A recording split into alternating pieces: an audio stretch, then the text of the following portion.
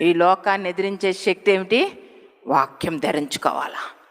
వాక్యాన్ని ధరించుకొని మనం జీవించాలా. రకరకాల మనుషులను మన చుట్టూ చూస్తాం. మనుషులను ఎక్కువగా నమ్మకుండా, మనుషులను ఆశ్రయించకుండా, మనుషులను విగ్రహాలుగా పెట్టుకోకుండా మహోన్నతుని ప్రేమించేవారుగా మనం సిద్ధపడాలా. దేవునికి మహిమ కలుగునుగాక. రకరకాల పరిస్థితులు ఉంటాయి, చాలా నీచమైన పరిస్థితులు. ఇంతకు ముందు మనము చూడనివి కూడా ఇప్పుడు చూడవలసి వస్తుంది. నిబ్బరము కలిగి ధైర్యముగా ముందుకు సాగాల. నిబ్బరము కలిగి ధైర్యంగా మనం ముందుకు సాగాల. ఏ మాత్రము మన జీవితంలో అవివేకంగా ఉన్న, అజ్ఞానంగా ఉన్న దేవుని మార్గంలో నుంచి మనము తప్పిపోతాం. కనుక మీకు జరుగుతున్నటువంటి కొన్ని ఇబ్బందికరమైన పరిస్థితుల్లో ఇది ఎందుకు ఇలా ఉంది, నా జీవితం ఎందుకు ఇటువంటి మార్గము గుండా వెళ్తుంది, నా జీవితం ఎందుకు ఎవరికి అర్థం కావడంలా అని ఆలోచిస్తున్నావా? ఎవరు ఎందుకు నన్ను అర్థం చేసుకోవడంలా, నా బాధను ఎందుకు అర్థం చేసుకోవడంలా, నా గురించి ఎందుకు ఎవరు ఆలోచించడంలా, నన్నెందుకు ఎవరు ప్రేమించడంలా అనే ఆలోచనతో వచ్చిన వారు ఇక్కడ ఉన్నారు.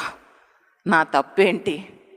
అన్ని విషయాల్లో నేను కరెక్ట్గానే ఉన్నాను కదా. నన్ను నేను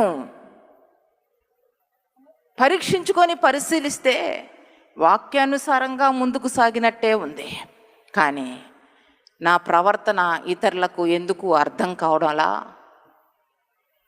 నా జీవిత విధానము ఎందుకు ఇతరులకు అర్థం కావడంలా, నా జీవితంలో నేను అనేక రీతిలుగా శ్రమ పొందుకున్నా, కానీ సమస్తము చూసిన వారే ద్వేషిస్తున్నారు, దూషిస్తున్నారు, అసూయ పడుతున్నారు. ఎందుకని? ఈ ప్రశ్నలతో వచ్చిన వారు ఇక్కడ ఉన్నారు. మోకరించి ప్రార్థన చేస్తున్నాం. ప్రభువా, నేను వారిని ప్రేమించానయ్యా, వారు నన్ను ద్వేషిస్తున్నారు ఎందుకు ప్రభువా, నేనేం చేశానో చెప్పేసయ్యా అని ఏడుస్తున్నావు. నీ కన్నిటిని యేసయ్య చూశాడు. దేవునికి మహిమ కలుగునుగాక. ఈరోజు పరిశుద్ధాత్మ దేవుడు సూటిగా నీతో మాట్లాడబోతున్నాడు. సూటిగా మాట్లాడబోతున్నాడు. ఈ లోకములో మనం ఆశీర్వదించబడ్డం, దీవించబడ్డమే ముఖ్యము కాదు. పై లోకములో, పరలోకములో, ఉన్నతమైన స్థలములో మనం నివసించాలంటే కొన్ని ఇబ్బందికరమైన పరిస్థితుల్లో నుంచి మనం వెళ్ళవలసి ఉంది. సమస్త మహిమ, ఘనత, ప్రభావములు యేసయ్యకి చెల్లును గాక.